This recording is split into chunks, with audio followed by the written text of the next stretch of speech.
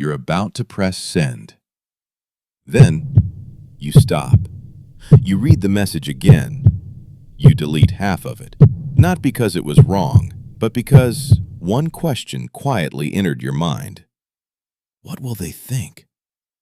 That tiny moment has quietly changed millions of lives. Not because people are weak, but because almost every one of us is carrying around an invisible audience. Watch a 4-year-old child for just 5 minutes. They don't worry if people are watching. They don't wonder if they look confident. They don't stop dancing because someone might laugh. They don't hide who they really are. They simply exist. So here's the real question. Who taught you to be afraid of being yourself? It rarely happens all at once. Nobody wakes up one morning afraid of being judged. It begins with one small moment, one laugh, one careless comment, one embarrassing day that everyone else forgets, but your mind never does. From that moment, something changes. You begin editing yourself. You speak a little less. You laugh a little quieter. You dream a little smaller. Not because you're weak, but because your brain believes it's protecting you. And that's the tragedy. The very thing that's trying to keep you safe may also be keeping you from becoming who you were meant to be. Here's something. Your brain has never forgotten.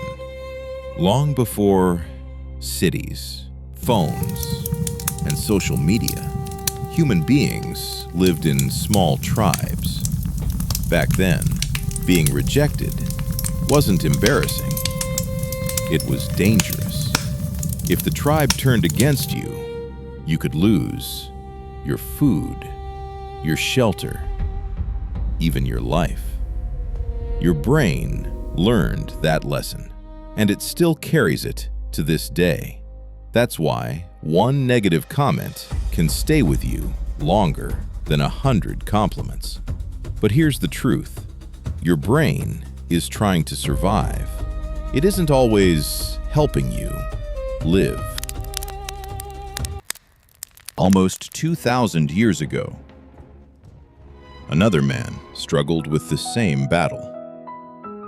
Not a philosopher, not a monk, the most powerful man in the world. His name was Marcus Aurelius. Every day he commanded armies, he settled disputes, he carried the weight of an empire. Yet every night he sat alone, writing in a journal that was never meant to be published. He wasn't writing for applause. He wasn't writing to impress history. He was writing to master the only thing he could truly control: his own mind. In those pages, he wrote a sentence that still has the power to change lives today. You have power over your mind, not outside events. Read that again, slowly. Because if that's true, then maybe you've been fighting the wrong battle all along. Tomorrow, I want you to try something. Just once. Before you make a decision, before you answer, before you stay silent, ask yourself, am I choosing this because it's true or because I'm afraid? That one question can change the direction of your entire life. Because fear sounds reasonable. It tells you to wait, to stay quiet, to fit in, to avoid failure. But courage rarely shouts. Sometimes courage is simply pressing send, wearing what you like, saying no when everyone expects yes. Freedom doesn't arrive all at once. It arrives one honest decision at a time. Imagine waking up and realizing the world hasn't changed. People will still judge you.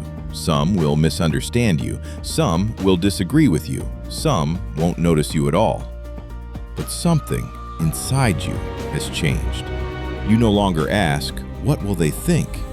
You ask, "What do I believe?" And from that moment, every decision becomes a little lighter. Every step becomes a little freer. Marcus Aurelius reminded himself, "The happiness of your life depends upon the quality of your thoughts." Maybe freedom was never about changing the world around you.